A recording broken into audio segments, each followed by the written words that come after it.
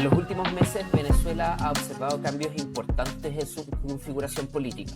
Luego del fin de la presidencia interina el pasado 30 de diciembre, cuando la oposición venezolana puso fin al mandato de Juan Guaidó a través de una decisión democrática de los exdiputados de la Asamblea Nacional en ejercicio desde el año 2015. Esta decisión desafía el futuro del país en el inmediato plazo, puesto que deja a la oposición contra Nicolás Maduro sin un líder que le haga el contrapeso a un gobierno que el pasado mes de febrero cumplió 24 años en el poder. Bienvenidos y bienvenidas a Mirada Latinoamericana, soy Matías Erlandsen y este es el podcast producido aquí en Flaxo, Chile, donde exploramos distintos tópicos y distintas miradas sobre lo que está ocurriendo en nuestro continente, en América Latina, con un invitado o una invitada diferente en cada episodio.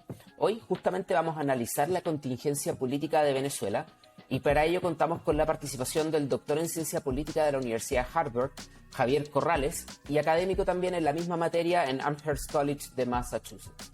Junto al doctor Corrales nos entenderemos cuáles son las implicancias del fin de la presidencia interina de Juan Guaidó. También conversaremos sobre las relaciones bilaterales de Venezuela con sus socios latinoamericanos y abordaremos los cambios que se esperan en Venezuela durante el 2023. Javier, muy bienvenido a la Mirada Latinoamericana. Es un gusto conversar contigo desde Estados Unidos. El placer es mío, gracias por invitarme. Javier, el fin del gobierno interino de Juan Guaidó a finales del año pasado ha generado, por supuesto, un importante debate debido a las posibles consecuencias de aquella decisión, ¿cierto? Se habla, por ejemplo, de un desbalance de poder hacia Nicolás Maduro, también de un menor respaldo internacional y, por supuesto, de los efectos económicos de gran envergadura que podrían recaer sobre Venezuela.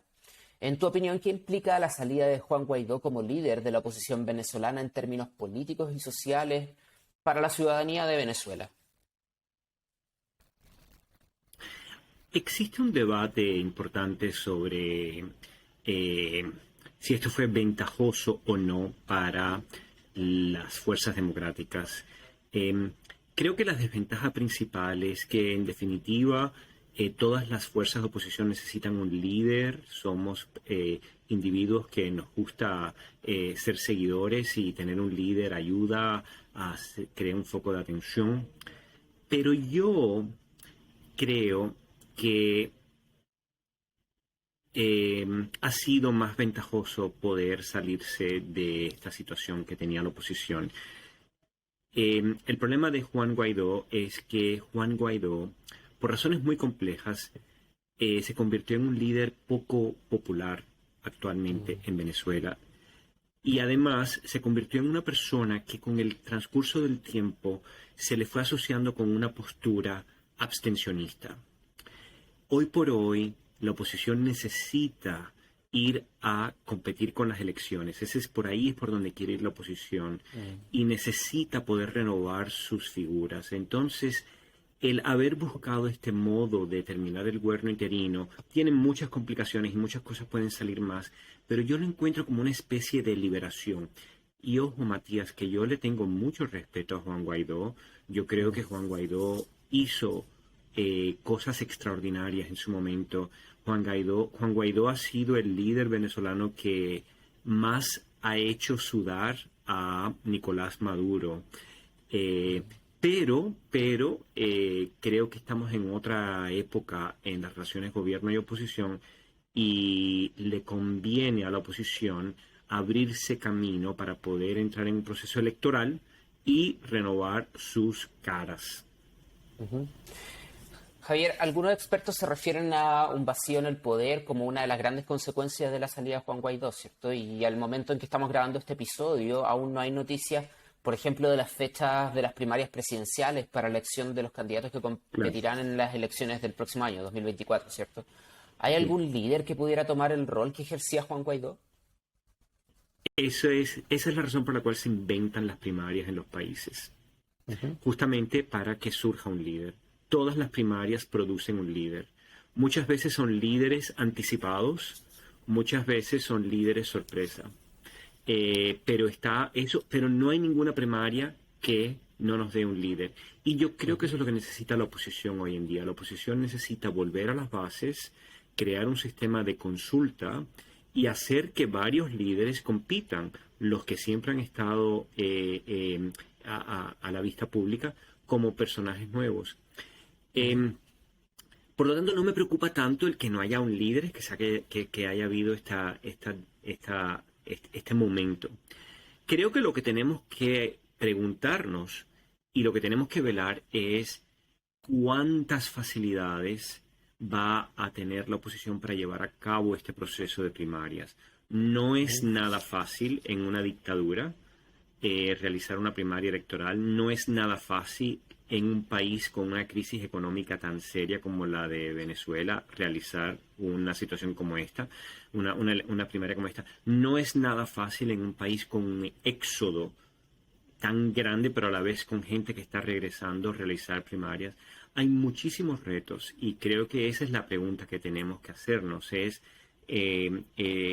¿Tienen los cuadros de la oposición la capacidad técnica de realizar unas primarias dado este contexto de triples obstáculos?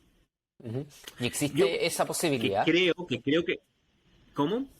¿Existe esa posibilidad? ¿Existen líderes dentro de la oposición que pudiesen eventualmente correr en estas o ir hacia estas elecciones? Sí. Hay candidatos que se conocen. El mismo Juan Guaidó, por ejemplo, se va a postular. Hay otros candidatos que sabemos que son también del pasado, como Manuel Rosales, que es actualmente gobernador y fue en alguna época candidato. Existe María Corina Machado, una mujer más de centro derecha. Y también hay personalidades nuevas, hay movimientos políticos nuevos. Y creo que no es impensable que surja una cara nueva. Entonces sí tenemos una colección de políticos tradicionales conocidos por el público, pero también la posibilidad de una figura nueva que irrumpa en el escenario. ¿Cómo que no? Por supuesto que es posible. Javier, y desde el punto de vista económico, ¿existe alguna preocupación por el riesgo que corren, por ejemplo, los activos y las reservas de oro venezolanas administradas por Guaidó, que están obviamente en el extranjero? ¿Qué podría ocurrir en este ámbito? Sí, bueno, pues ese es el gran dilema que están enfrentando los Estados Unidos, Inglaterra y hasta cierto punto la Unión Europea. Por ahora, no existe una situación en la que el gobierno de los Estados Unidos, y creo que tampoco el de Gran Bretaña, de empezar a trasladar los activos del gobierno interino hacia Maduro. Eso no existe, pero no cabe duda que al no haber un gobierno interino, legalmente la posición de Estados Unidos y Gran Bretaña empieza a complicarse un poco. Pero políticamente hablando, Estados Unidos, Gran Bretaña y hasta cierto punto la Unión Europea no se encuentran hoy por hoy dispuestos a otorgarle grandes favores a Maduro. Sobre todo en la Unión Europea donde está muy mal vista la postura de Maduro con respecto a Rusia. Y los europeos hoy por hoy consideran que independientemente de lo que esté pasando en la oposición, la postura de Venezuela de seguir de posicionarse tan cercanamente a Putin no gusta mucho. Entonces Maduro no está acumulando puntuaciones favorables en la Unión Europea tampoco. Venezuela ha sufrido una crisis humanitaria que atraviesa problemas económicos, políticos y sociales. Bajo los regímenes de Hugo Chávez y Nicolás Maduro, por ejemplo, el pueblo venezolano experimentó sanciones económicas que les llevaron a una escasez de productos incluso médicos y alimenticios, también a violaciones sistemáticas de los derechos humanos, a emigración de casi el 30% de su población y a un descontento social bastante generalizado. Seguimos conversando sobre la situación política que enfrenta Venezuela junto al doctor en Ciencia Política Javier Corrales, académico de Ciencia Política y experto en Venezuela del Amherst College de Massachusetts. Javier, en el año 2019, Juan Guaidó se autoproclamó presidente encargado de Venezuela. cuyo mandato le entregó un amplio reconocimiento internacional, ¿cierto?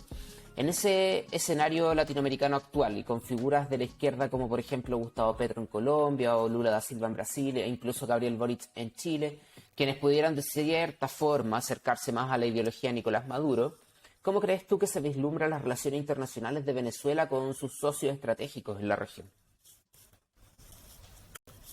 América Latina los países de América Latina tienen una tendencia de no querer entrar en pleitos políticos con otros gobiernos.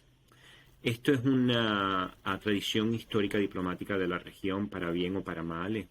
A la hora de la verdad es un problema cuando nos encontramos con gobiernos tan nefastos y tan atropelladores de derechos humanos como es el de Nicolás Maduro. Pero esta sí pudiéramos decir que es una tradición latinoamericana que en muy raras excepciones ha sido roto. Entonces, yo opino que dada esa tradición y dada la situación de que todo el mundo sabe que Nicolás Maduro sigue siendo el eje del gobierno, del poder en Venezuela, pues yo creo que lo que vamos a ver es un proceso cada vez más de gobiernos diciendo, bueno, pues tenemos que conversar, tenemos que hablar con Venezuela. Ya lo estamos viendo de parte de Colombia, que tal vez sea el país más importante en esta situación por ser el vecino principal de Venezuela. Pero yo creo que esa va a ser la tendencia por ahora. Eh, dado, no obstante a ello, yo creo que hay un cambio muy importante en la em, en cuán propensos son los gobiernos hoy en día de llevarse muy bien con Maduro. Había una época donde muchos gobiernos lo hacían y pensaban que esto no les iba a traer complicaciones internas en sus países. Pero hoy en día sabemos que no. Hoy en día sabemos que en todos los países de América Latina existen movimientos políticos, muchos de ellos muy fuertes, que no ven con buenos ojos acercamientos muy amorosos entre países latinoamericanos y Venezuela. Entonces yo creo que nunca vamos a volver a esa época del el apogeo del chavismo, donde todos los países de la región, de izquierda como de centro, querían estar siempre conversando con Chávez y riéndole las gracias a Chávez. Yo creo que eso ya se acabó porque hoy por hoy en todos los países de América Latina hay una oposición que está lista para pedir rendición de cuenta de los gobiernos que quieren tener lazos muy estrechos con Venezuela. Entonces, Javier, ¿cómo afecta a la región de América Latina las relaciones que tiene Venezuela con también otros actores internacionales como por ejemplo Rusia o Irán?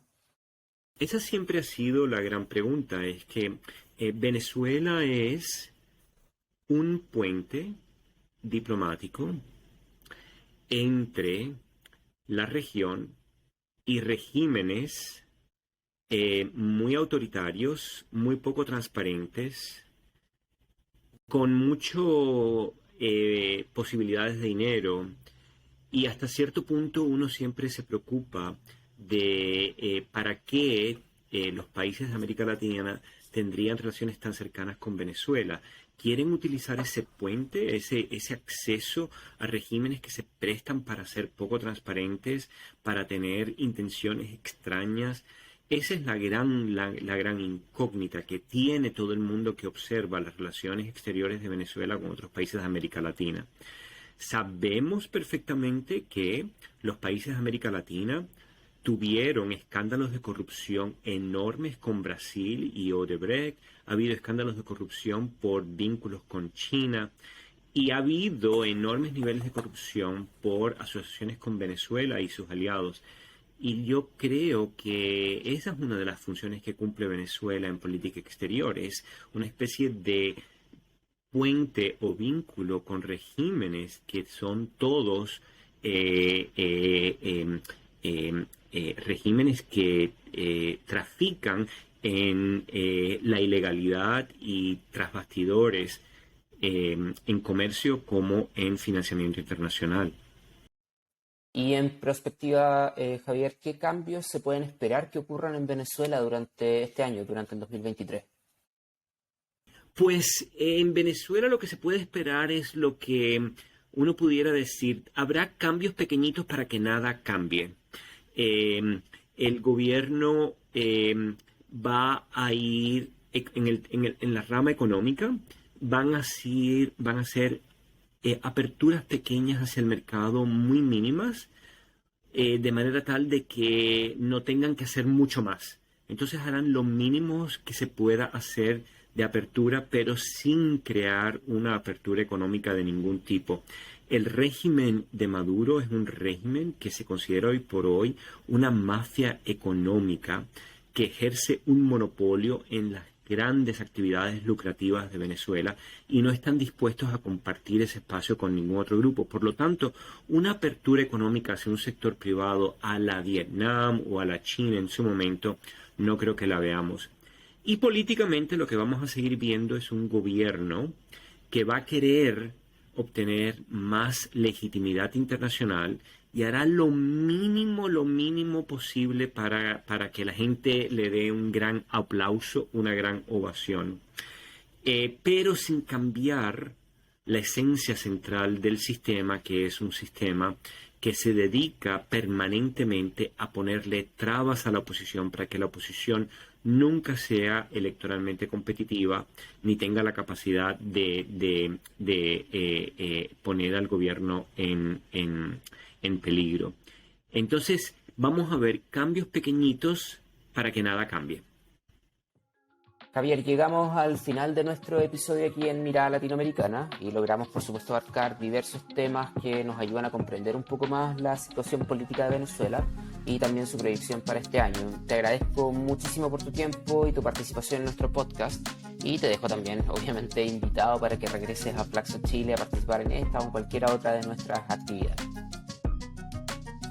Y a nuestros auditores y auditoras les invito a suscribirse al podcast Mirada Latinoamericana en Spotify, a seguir a Flaxo Chile en Twitter, Facebook, Instagram, LinkedIn, YouTube y a compartir, por supuesto, este episodio con tus amigos y amigas.